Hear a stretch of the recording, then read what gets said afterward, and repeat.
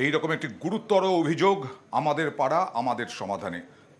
ফল হলো আমাদের পাড়া আমাদের সমাধানে সবাই একসঙ্গে কাজ করলে ফল মেলে। আমরা এর আগে দেখিয়েছি বিভিন্ন জায়গায় মারামারি হচ্ছে, কিন্তু হাড়োয়ায় আমাদের পাড়া আমাদের সমাধান কর্মসূচিতে রাজনীতির রং নেই। দেখুন,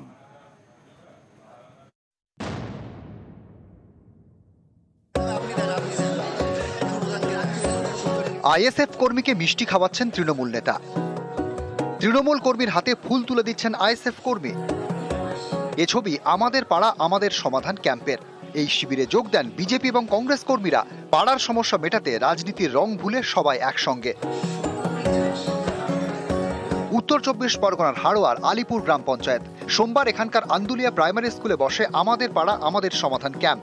এলাকায় কোথাও কল খারাপ, কোথাও রাস্তা খারাপ, এইসব সমস্যা মেটাতে রাজনীতির রং ভুলে ক্যাম্পে যান বিরোধীরাও। তার সমাধানও করা হয়, নেওয়া হয় স্কিম, সৌজন্য বিনিময় হয়। আমরা মডেল ক্যাম্প করলাম। সেই ক্যাম্পে আমরা মানুষের অভাব অভিযোগ শুনে তাতে একটা গোলাপ ফুল একটা মিষ্টি দিয়ে সংবর্ধনা করব। কে সিপিএম কে বিজেপি কোনো রাজনীতি চলছে না। সাধারণ মানুষ সুষ্ঠুভাবে তারা ফর্ম ফিল আপ করে জমা দিচ্ছে। খুবই ভালো লাগছে। এখানে আইএসএফ সিপিএম কংগ্রেস বলে কোনো রং দেখা হচ্ছে না।